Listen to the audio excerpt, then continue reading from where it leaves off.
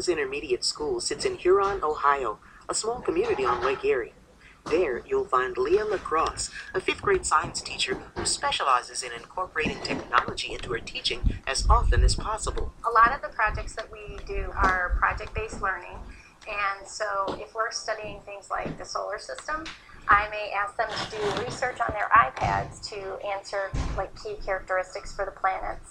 From there, students will take information and synthesize it and put it into a project on their iPad. Today's lessons were presentations on how toys behave in various environments. How would a slinky operate on the International Space Station or behave in a severe gravity environment like Jupiter.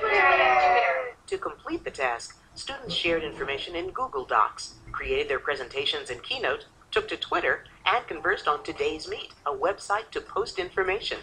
If that's not enough, they also use Edmodo. It's like Facebook, but it's for school, basically.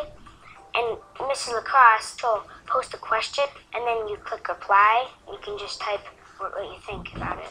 And students love this approach to learning. All the stuff we do in here, it pretty much helps us with our education. I like it. It's like an easier way to learn.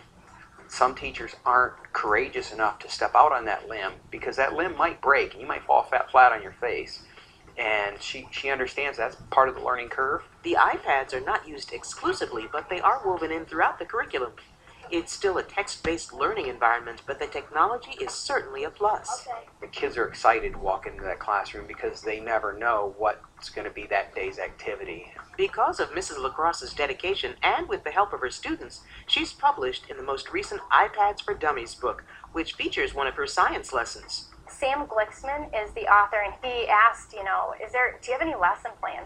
And so he said, submit some of your lesson plans and your student work, and he pulled from there. With that kind of energy, what's not to like about Mrs. LaCrosse's class? She loves technology and NASA, and she loves to work in groups. Like, she always has us in groups. I like Mrs. LaCrosse, and she's very fun. Fun indeed. The sky is the limit for this forward-thinking tech integration science teacher.